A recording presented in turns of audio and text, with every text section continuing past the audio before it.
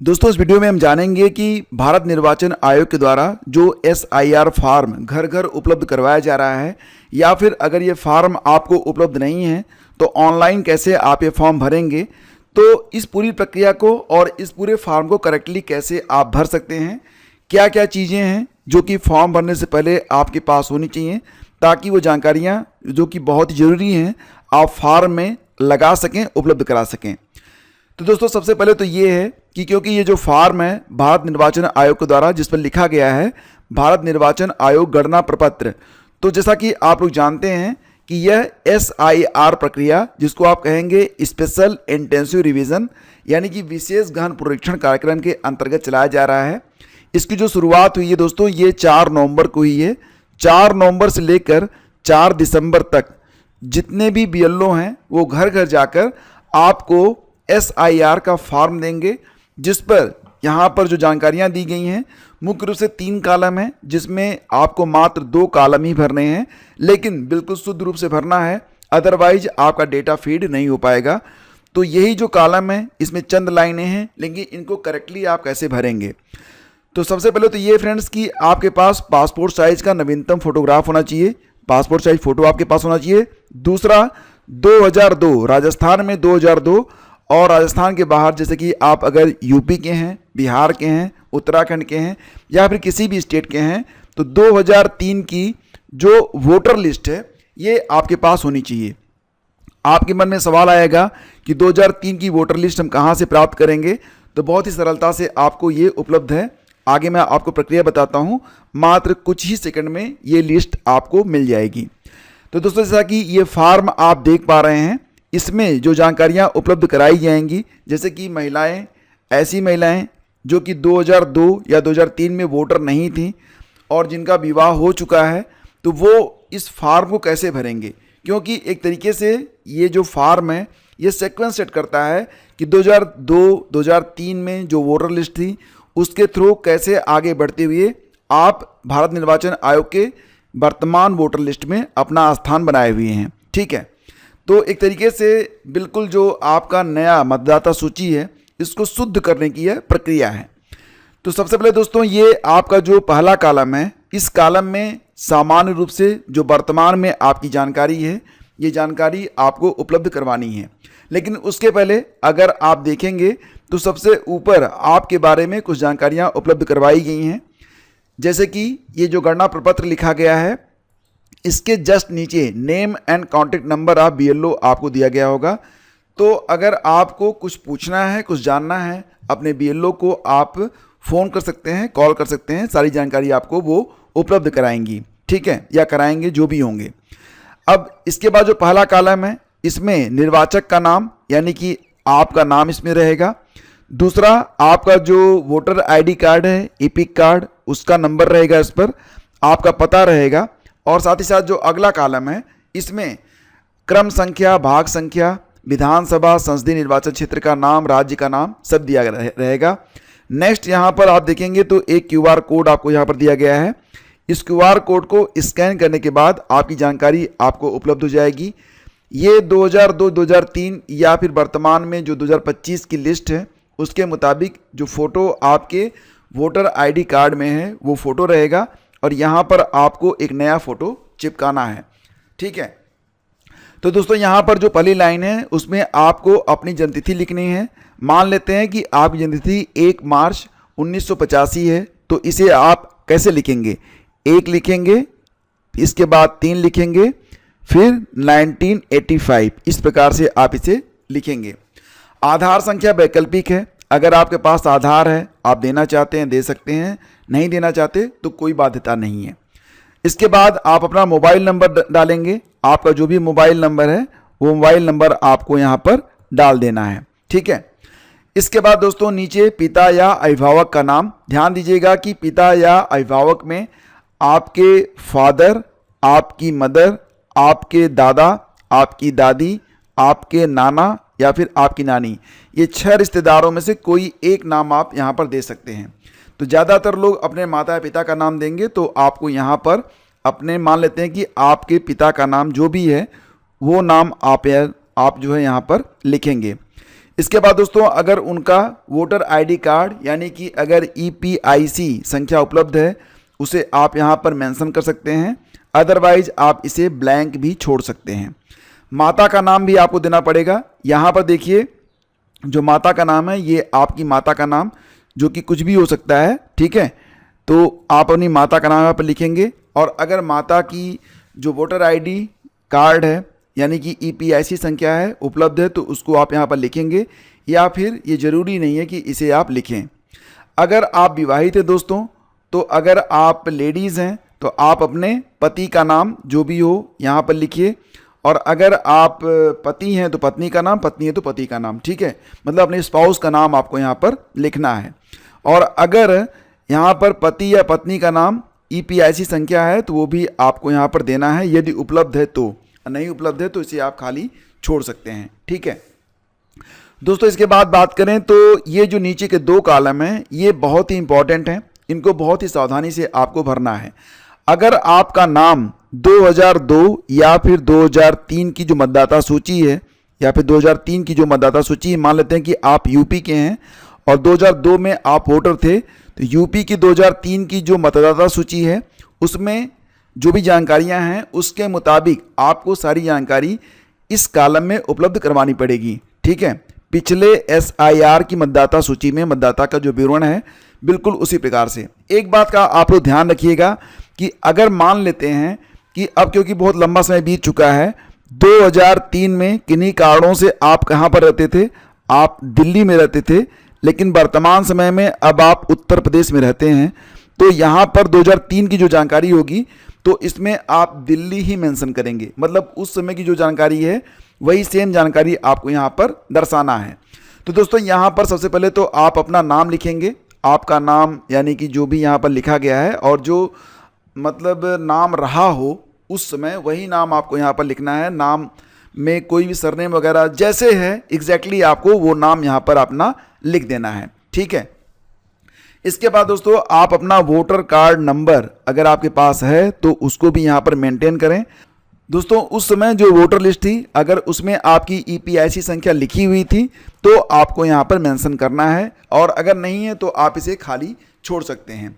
संबंधी का नाम यानी कि यहाँ पर आप अपने, जैसा कि मैंने आपको बताया था, माता पिता, दादा दादी, नाना नानी में से किसी एक संबंधी का नाम आपको यहाँ पर लिखना है। और मान लेते हैं कि आपने यहाँ पर अपने पिता का नाम लिखा है तो यहाँ पर आप लिखेंगे पिता, क्योंकि ये आपके पिता हैं। इसके बाद दोस्तों उस समय यानी कि 2003 में जो जिला था उस जिले का आप यहाँ पर उल्लेख करेंगे। मान लेते हैं कि उस समय आप दक्षिणी दिल्ली में थे तो आप दक्षिण दिल्ली ही यहाँ पर लिखेंगे, फॉर एग्जाम्पल है ये, ठीक है। और क्योंकि राज्य जो था ये दिल्ली ही था तो आप इसे दिल्ली लिखेंगे, भले ही आप वर्तमान में कहाँ पर रह रहे हैं, यूपी में रह रहे हैं, ठीक है। और दोस्तों इसके बाद विधानसभा निर्वाचन क्षेत्र का नाम आपको लिखना है, विधानसभा निर्वाचन क्षेत्र की संख्या, भाग संख्या और क्रम संख्या, ये तीनों चीज़ें आपको यहाँ पर मेंटेन करनी है। तो कैसे करेंगे आप मेंटेन, तो अब यहाँ पर आपको 2003 का जो वोटर लिस्ट है उसकी जानकारी आपको पड़ेगी। तो दोस्तों इसके लिए आपको कुछ नहीं करना है, सिंपली आप अपना जो गूगल ब्राउज़र है उसको आप ओपन कर लें। ओपन करने के बाद आप टाइप करिएगा voters.eci.gov.in, ये डायरेक्ट लिंक मैं आपको डिस्क्रिप्शन में डाल दूंगा। इस पर जैसे ही आप क्लिक करेंगे ये वाला पेज आपका ओपन हो जाएगा। यहाँ पर दोस्तों आप देखेंगे तो फॉर्म और आगे दिया गया है सर्विसेज। तो सर्विसेज के अंतर्गत जो पहला वाला यहाँ पर देखेंगे जो कि ग्रीन कलर में होगा, हो सकता है कलर बाद में चेंज हो जाए, लेकिन अभी तो इस पर लिखा रहेगा स्पेशल इंटेंसिव रिवीजन SIR 2026। बस इसी कॉलम से हमें मतलब है। देखो दोस्तों जो लोग ऑनलाइन फॉर्म भरेंगे, यानी कि अगर आप इन्यूमरेशन का ऑनलाइन फॉर्म भर रहे हैं तो आप ऊपर क्लिक करेंगे, लेकिन अभी तो फिलहाल हम क्या सर्च कर रहे हैं, search your name in last SIR। तो हम क्या करेंगे कि यहीं पर हमको क्लिक कर देना है। जैसे दोस्तों हम यहाँ पर क्लिक करेंगे ये वाला पेज आपका ओपन हो जाएगा। सबसे पहले तो आपको अपना स्टेट यहाँ पर सेलेक्ट करना है, जो भी स्टेट आपको यहाँ पर सेलेक्ट करना है। जैसे कि मैं यहाँ पर चलिए दिल्ली सेलेक्ट कर लेता हूँ, क्योंकि हमें जो मतलब है वो दिल्ली से है। तो डायरेक्टली आप यहाँ पर दिल्ली टाइप करेंगे तो भी आपको जानकारी यहाँ पर मिल जाएगी। तो सबसे पहले आप अपना जो स्टेट है उसको आप चुन लें, NCT आप दिल्ली, ठीक है। इसके बाद जो जिला होगा उस जिले को आप यहाँ पर सिलेक्ट कर लीजिएगा और यहाँ पर देखते हैं हम सिलेक्ट करते हैं साउथ वेस्ट, साउथ दिल्ली। ठीक है, ये हो गया आपका। इसके बाद दोस्तों select AC in last SIR, तो जो भी आपका यहाँ पर एरिया हो, जैसे कि मैं यहाँ पर ओखला चुन लेता हूँ।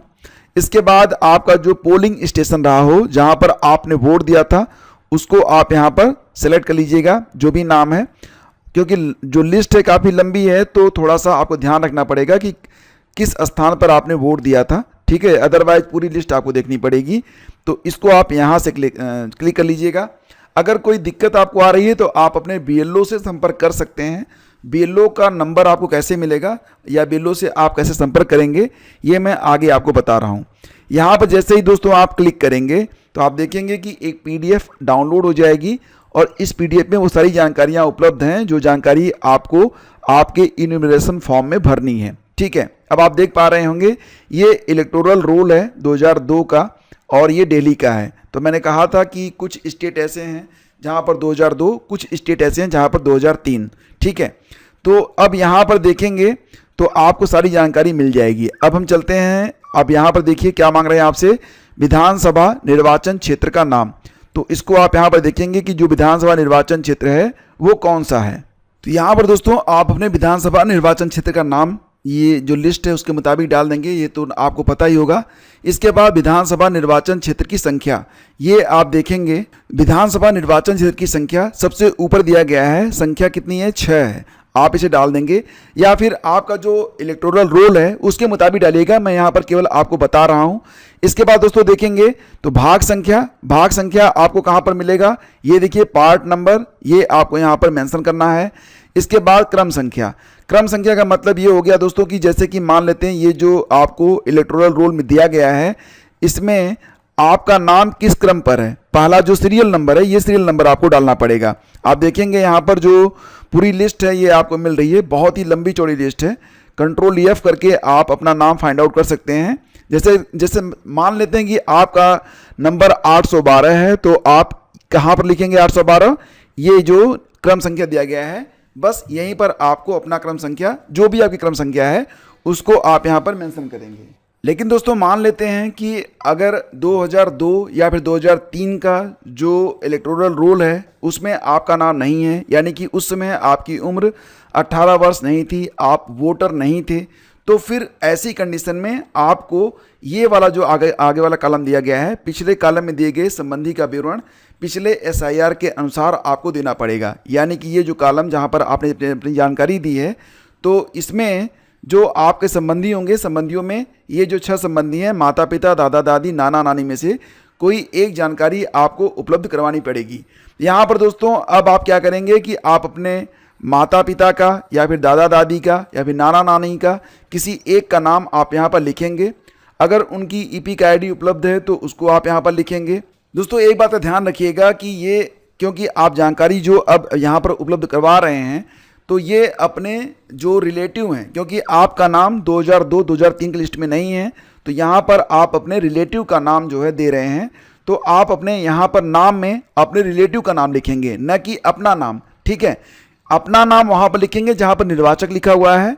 अब यहाँ पर आप अपने उस रिलेटिव का नाम लिखेंगे जिनकी जानकारी आप यहाँ पर देना चाहते हैं। जैसे कि मान लेते हैं कि आप अपने पिता का नाम यहाँ पर लिखना चाहते हैं तो आप अपने पिता का नाम जो भी है आप यहाँ पर लिख सकते हैं। ठीक है, और पिता का नाम लिखने के बाद अगर उनका वोटर ID कार्ड है, EPIC नंबर है, उसको आप देना चाहते हैं दे दीजिए, नहीं देना है कोई बात नहीं।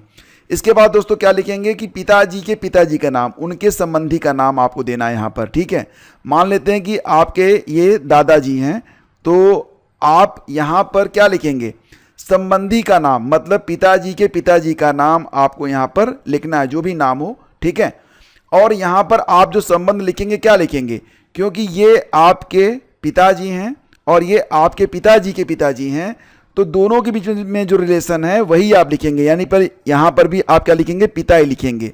अगर आप यहाँ पर, मैं फिर से बदलता हूँ थोड़ा सा ताकि आप समझ सकें, अगर आप यहाँ पर अपने दादा का नाम देते हैं तो संबंधी का नाम में दादा के पिताजी का नाम लिखना पड़ेगा।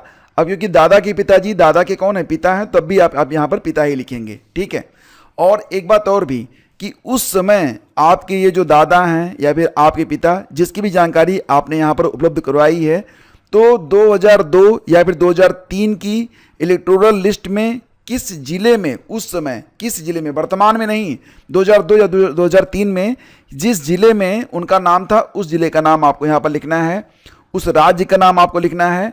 और इसके बाद उस समय की जो जानकारी है, जैसा कि मैंने आपको दिखाया था, विधानसभा निर्वाचन क्षेत्र का नाम, विधानसभा निर्वाचन क्षेत्र की संख्या, भाग संख्या और क्रम संख्या, जैसा कि आपने यहाँ पर लिखा था खोज के, उसी प्रकार से आपको यहाँ पर भी जानकारी देनी है। तो दोस्तों इस प्रकार से ये पूरा फॉर्म कंप्लीट होगा और देन आफ्टर फिर कोई दिक्कत आपको नहीं होगी। ठीक है, तो मुझे उम्मीद है कि पूरी चीज़ें आपको अच्छे से समझ में आ गई होंगी। इसके बावजूद मैं आपको 2-3 फैक्ट और बताता हूँ जो कि इम्पॉर्टेंट हैं। जैसे कि दोस्तों आप लोग जानते हैं कि अभी जो पहला चरण है ये 4 नवंबर से लेकर 4 दिसंबर तक चलेगा। इसके बाद दोस्तों 9 दिसंबर से दूसरा चरण स्टार्ट होगा। मान लेते हैं कि आपने फॉर्म भरा और फॉर्म में कोई त्रुटि हो गई, तो फिर आपसे जानकारी मांगी जाएगी 2003 के बारे में। अगर आपका नाम 2003 की लिस्ट में है और आपने कुछ गलत कर दिया है तो आपसे कुछ जानकारी ली जाएगी, और अगर आपका नाम नहीं है तो आपसे 13-14 प्रकार के जो आईडीज़ हैं उनमें से कोई एक आईडी आपसे मांगी जाएगी। तो दूसरा चरण जो है यह 9 दिसंबर से स्टार्ट होगा। ठीक है, और आज का जो पेपर आया है उसमें कहा गया है कि 6 फरवरी को जो फाइनल लिस्ट है वो जारी की जाएगी। ठीक है, अब देखिए यहाँ पर एक बात ध्यान रखिएगा कि जो लोग ऑनलाइन फॉर्म भर रहे हैं तो ऑनलाइन फॉर्म भरते समय क्या दिक्कत आएगी। आप चाहें तो ये जो वेबसाइट है इस पर जाकर आप ऑनलाइन फॉर्म भर सकते हैं, लेकिन दोस्तों यहाँ पर एक दिक्कत आपको आएगी। अगर बाय द वे आपका जो वोटर आईडी कार्ड है और जो आपका आधार नंबर है, जो आधार कार्ड है, दोनों में सेम नाम नहीं है तो फिर ये फॉर्म आप नहीं भर पाएंगे। 2 चीज़ें यहाँ पर जरूरी होंगी कि वोटर आईडी कार्ड प्लस आधार कार्ड में सेम नाम हो और आधार कार्ड में मोबाइल नंबर लिंक हो, तभी जाके आप SIR का ऑनलाइन फॉर्म भर सकते हैं, या फिर अगर ऐसा नहीं है तो आप नहीं भर सकते हैं। ठीक है, ये ध्यान रखिएगा। किसी प्रकार की हेल्प चाहिए तो आप 1950 पर कॉल करके सहायता प्राप्त कर सकते हैं। और रही बात ये कि BLO से अगर आपको संपर्क करना है, आपको लगता है कि BLO जो हैं वो मतलब ज़रूरी है आपके लिए, आपको जानकारी लेनी है, तो आप book A call with BLO यहाँ पर आप क्लिक करेंगे, आप अपना मोबाइल नंबर डालेंगे, कैप्चा डालेंगे, रिक्वेस्ट OTP करेंगे। इसके बाद जो एक मैसेज होगा वो BLO के पास जाएगा, तो BLO आपको कॉल बैक करेंगे। अगर BLO आपको कॉल बैक नहीं करते हैं तो इसकी शिकायत जो है डायरेक्टली जो है वो इलेक्शन कमीशन को चली जाएगी, या फिर अगर आप करना चाहें तो आप 1950 डायल कर सकते हैं। तो दोस्तों ये थी कंप्लीट प्रक्रिया, पूरी प्रोसेस, और मुझे उम्मीद है कि इसके बाद कोई दिक्कत आपको नहीं होगी इस फॉर्म को भरते समय। अगर कोई दिक्कत इसके बावजूद है तो आप कमेंट कीजिएगा। मिलते हैं आपसे अगले वीडियो में। Thank you.